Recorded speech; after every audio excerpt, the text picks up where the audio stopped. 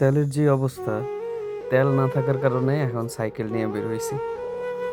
আমার বাইকে গত শুক্রবার আমি ৳৫০০ তেল ভরি। এর আগেও আমার বাইকে কিছু তেল ছিল। অনেক কষ্টে আমি তেল পাই। কিন্তু দুর্ভাগ্যক্রমে আমার বাইক থেকে তেল চুরি হয়ে যায়। এখন বাইকে একেবারেই তেল নাই। যার ফলে আমি আমার প্রিয় যে শখের সাইকেলটা ছিল ঘরে পইড়া ওইটা বের করছি। অনেকদিন যাবৎ ঘরে থাকার কারণে সাইকেলের টায়ারটা পাংচার হয়ে যায়। তাই সাইকেলটা হাঁটায় নিয়ে যাচ্ছি তেলিহাটি মোড়ে। কোনো মিস্ত্রি না থাকায় আমার সাইকেলটা নিয়ে যেতে হবে লোহাই বাজার। আজকে শুক্রবার তাই অটোরিকশা দিয়ে লোহাই বাজার চলে আসি। এখানে এই এক কাকা অনেক প্রাচীন অনেক পুরনো মিস্ত্রি। সেই ছোটবেলা থেকে দেখছি লোহাই বাজার এখানে সাইকেলের দোকানে কাজ করছেন।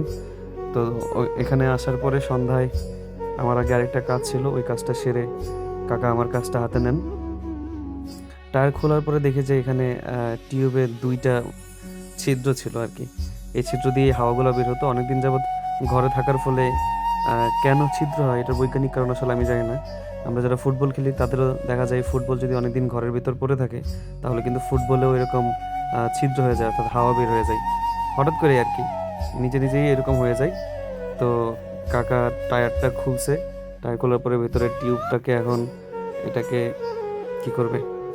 ওই যেই ছিদ্রটা আছে ওই ছিদ্রটা এখন বন্ধ করবে। বন্ধ করার পরে আমার সাইকেলের কাজটা শেষ হবে। অনেকক্ষণ যাবৎ ছিলাম এখানে। যেহেতু সন্ধ্যা কারেন্ট ছিল না। তো কারেন্ট আসার পরে কাকা আবার কাজ করলো একবার টিউবটা ঠিক করছে।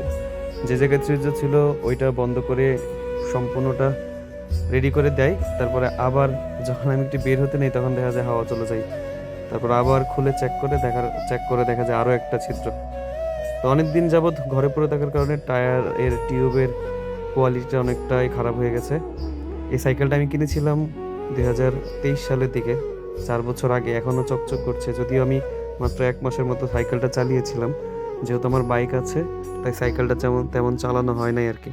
যাই হোক সাইকেল ঠিক করে আমি রওনা দেই বাসার উদ্দেশ্যে। তো দেখছেন চলছি সাইকেলে। যদিও অনেকদিন পরে সাইকেল চালাতে গিয়ে আমার অনেকটা কষ্ট হচ্ছে। এতদিন যাবৎ বাইক চালাচ্ছিলাম। এখন হঠাৎ করে সাইকেলে কিছুটা কষ্ট হচ্ছিল বসে থাকতে আরকি।